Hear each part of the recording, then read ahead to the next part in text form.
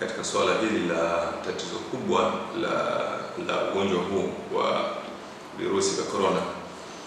Niseme tu kwamba ndugu zangu, tatizo hili ni kubwa. Tatizo ni kubwa sana na madhara yake ni makubwa sana. Nilikuwa naangalia kupitia kwenye mitandao, unaona ile hali ni nzito sana kwa kweli. Watu ambao tayari duniani karibuni kuna 4,422 waathirika, kuna vifo karibuni 18,000 na waliopona ndio hao 100,000 na kidogo. Lakini ukiangalia Spain, idadi ni kubwa, maana naona jana tu kulikuwa kuna vifo karibuni watu 680. Kwa hivyo unaona ile hali ya ulimwengu ni kwamba tatizo hili linazidi kuwa kubwa, na tunaweza tukaona kwamba sisi tuchukue tahadhari kubwa zaidi, kwa sababu hawa ambao tatizo linaongezeka kwao ni wale watu ambao tayari uwezo wao ni mkubwa ukilinganisha na hali yetu kwa ujumla. Kwa hivyo ndugu zangu, niseme Tanzania, jambo hili tunahitaji kuwa serious. Sio tatizo dogo na sio jambo ambalo la kupuuza kwa kweli. Kwa hivyo yale mambo yote ambayo tunahisi kwamba yanaweza kutusaidia kutuletea nafuu, tunatakiwa tuwe makini na tuwafanyie kazi kwa kweli. Na katika msingi huo tulikuwa kuna maeneo kadhaa ambayo tulikuwa tunahitaji kuleta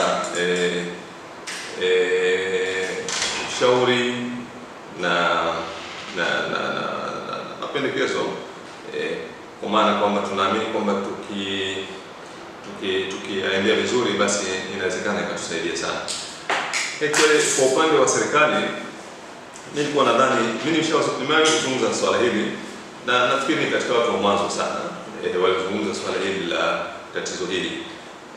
Kwa upande wa viongozi wa dini naweza kusema pengine nilikuwa ni kiongozi wa kwanza kabisa, lakini siku ile nilizungumza jambo moja ambalo mpaka leo nanisisitiza vile kwamba jambo hili mafanikio yake makubwa sana ni kwenye swala la elimu. Yani tukiweza kuwafikia wananchi kwa elimu juu ya swala hili, kwa sababu ni swala ambalo tiba yake ni ili mtu kujilinda yeye mwenyewe, yani kutengeneza ulinzi wake mwenyewe. Akifanya hivi, ulinzi unakuwa ni wake mwenyewe, lakini unakuwa ni kwa maslahi makubwa zaidi ya umma. Kwa hivyo tunaona swala la kutoa elimu ni swala ambalo ni msingi sana, na nilipoongea siku ile na vyombo vya habari nilishauri nikasema kwamba ni muhimu zaidi serikali ingeweka uratibu wa kukutana na viongozi wa makundi mbalimbali ya kijamii, viongozi wa dini, viongozi wa vyama vya siasa na makundi mengine ambayo yana uwakilishi mkubwa wa kijamii. Si kwa maana kwamba serikali ikawahutubie, maana kuna vikao vya namna hiyo kwamba labda serikali inawaita viongozi wa dini kwa lengo la kuwahutubia. Viwe ni vikao kwa maana kwamba mnakaa kwenye meza kwa pamoja, kuliangalia jambo hili na kutengeneza uratibu wa pamoja, sababu ni swala liko katika jamii maana yake. Kwa hivyo kuwafanya wale viongozi wa kijamii kukaa pamoja ili kuweza kutengeneza uratibu wa pamoja, hili ni jambo kubwa sana. Ni jambo kubwa sana ambalo mimi nahisi kwamba hatujalifanyia kazi.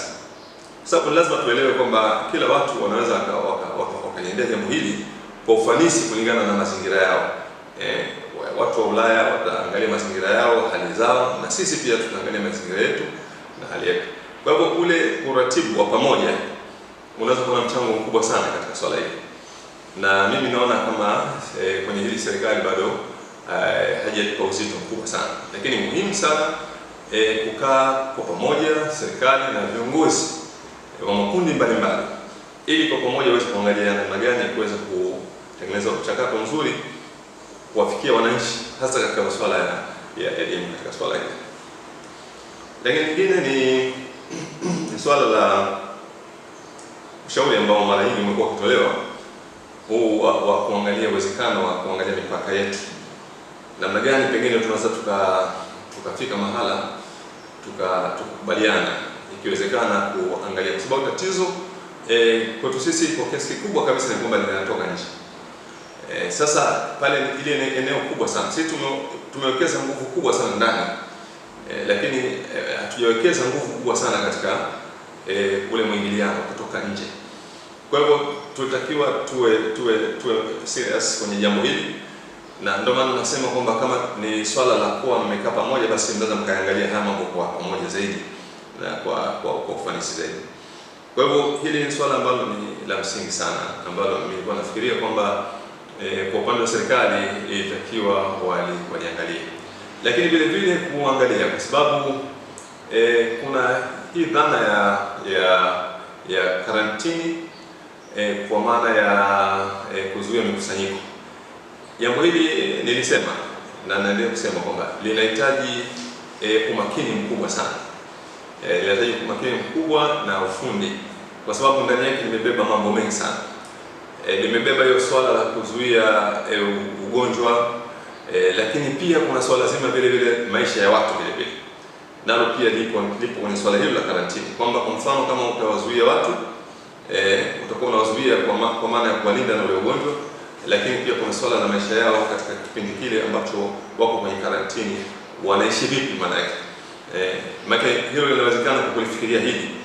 Vinginevyo ni kwamba kama hilo halikufikiriwa, likiwekewa mchakato mzuri, unaweza ukaweka karantini, lakini kama haiwezekani, kwa sababu mtu hawezi kukaa ndani akakaa siku 2 hajala, hawezi kuvumilia, ni kwamba atatoka tu, itakuwa jambo ambalo kwa hivyo halijawekewa uratibu mzuri. Hili swala la tunalifikiriaje maana yake, ikiwa kama tunaweza kufika mahala tukaweka karantini kubwa katika eneo fulani. Lakini katika hili ndio ndani yake pia naingia hii swala la mikusanyiko, kwa maana kwamba tuzuie mikusanyiko. Hili la kuzuia mikusanyiko, mimi nilikuwa nasema kwamba tuliangalie, na nimeona sasa imekuwa kuna kupishana kwa wasemaji wakubwa walio katika jamii. Kuna wengine wanasema hivi na wengine wanasema hivi katika swala la mkusanyiko. Hili nalo pia linakuja kuwa tatizo. Kwa mfano viongozi ambao wamependekeza kwamba labda kwenye nyumba za ibada mikusanyiko isifanyike, watu wasiende kwenye nyumba za ibada, lakini kuna viongozi akiwemo rais vile vile wao wanasema kwamba watu waendelee kwenda kwenye nyumba za ibada, na wote hawa ni wasemaji wakubwa na ni watu wenye sauti na wanasikika. Hali kama hii nayo inawezekana ikawa ni tatizo vile vile. Lazima tutafute namna ya kuwa na msimamo wa namna moja katika mambo makubwa kama haya. Lakini maoni yangu mimi katika hilo ni kwamba katika swala hili la misikitini au makanisani, hii mikusanyiko ya misikitini au makanisani, mimi nadhani ni tofauti na mikusanyiko mingine, kwa sababu kwanza sio mikusanyiko mikubwa. Ile capacity, ule ukubwa wake maana yake sio ule mkusanyiko mkubwa sana. Wanaohudhuria kanisani, wanaohudhuria misikitini sio kiwango kikubwa cha watu. Hiyo lakini B, watu wanaokwenda makanisani na watu wanaokwenda misikitini ni watu wenye nidhamu fulani, ambayo wakielezwa kitu au wakipangiwa utaratibu wanaweza kufuata. Na swala la nidhamu katika jambo hili ndilo jambo pekee la kwanza ambalo liliwafanya watu wa China waweze kufanikiwa kumaliza tatizo, kwa sababu walikuwa na nidhamu katika yale maelekezo ambayo walikuwa wanapata kutoka kwa viongozi wao wa kitaifa.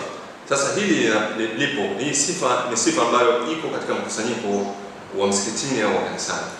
Kwa hivyo pale tukipeleka yale maelekezo ya kinga msikitini, yanaweza kutekelezwa kwa asilimia kubwa kabisa, na tukipeleka maelekezo yale ya kujikinga katika kanisa au msikiti, yanaweza kusikilizwa kwa kiasi kubwa. Kwa hivyo hili eneo mimi sina mashaka kwamba ni eneo tunaweza tukaliwacha na tukasimamia tu elimu katika eneo lile, na likaeleza likaweza kubaki katika namna ya ufanisi.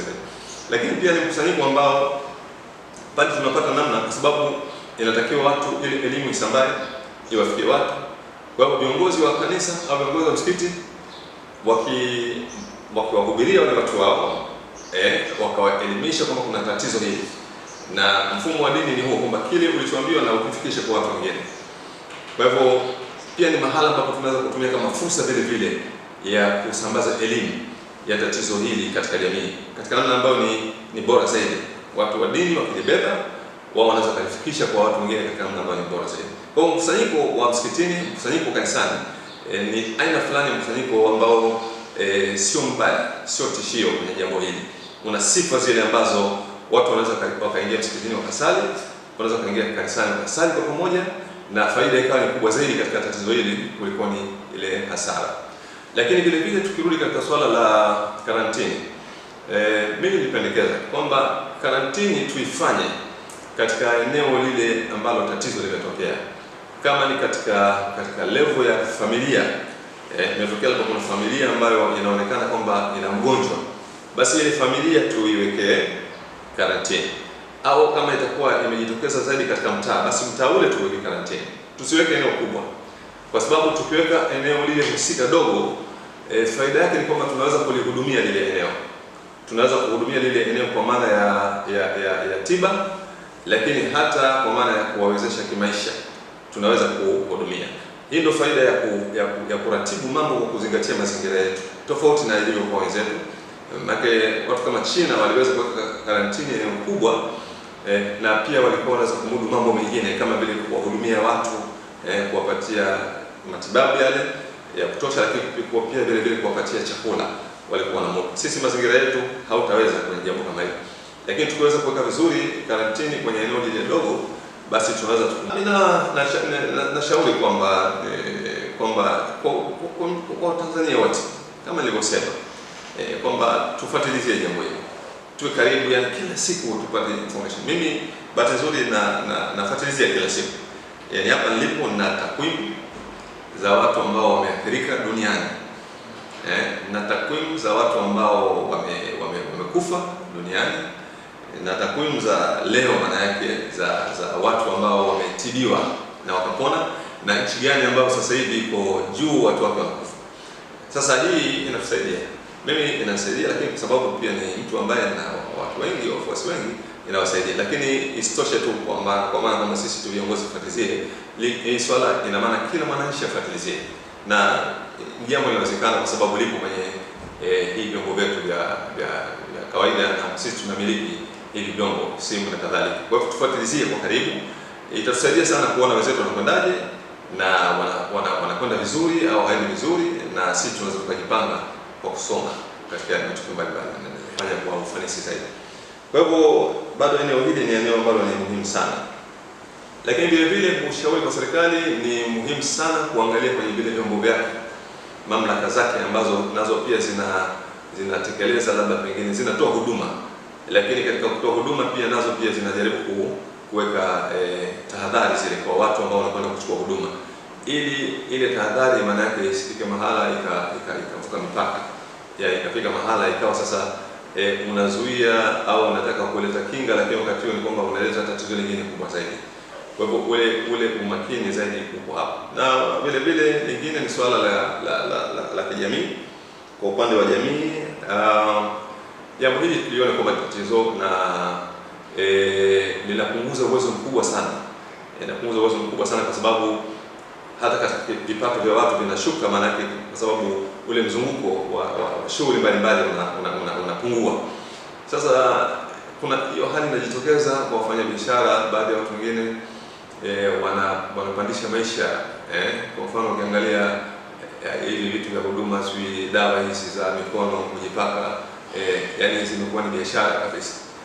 Tena nilifuatilizia nikaambiwa kuna kule kiwandani kuna mamlaka zinanunua kule kiwandani, alafu zenyewe sasa ndo zinachukulia kwamba zije kuwauzia watu kama vile wenye maduka ili waweke pale, na watu wamekuwa na lalamiko kwa sababu imekuwa ni kwa bei juu zaidi.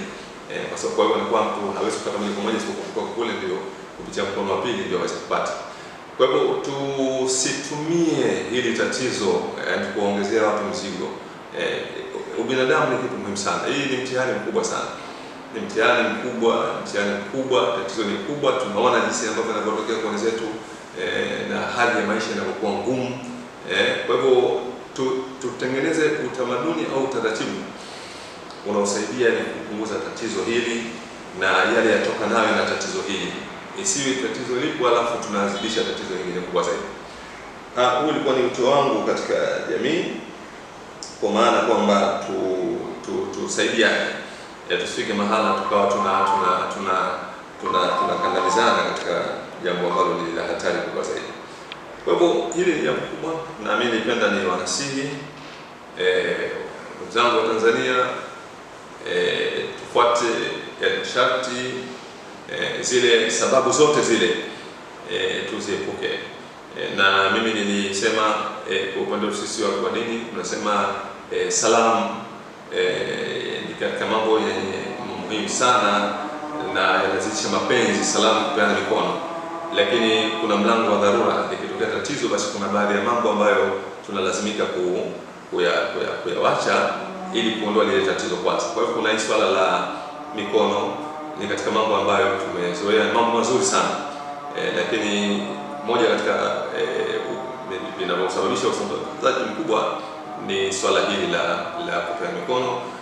Ni vizuri kwa sasa tukaliepuka kidogo, ili tuweze kujilinda, kwa sababu unapojilinda ndipo ambapo ukiinua mikono ukamwomba Mwenyezi Mungu atakusaidia, lakini Mungu hawezi kukusaidia wakati uchukui tahadhari yote.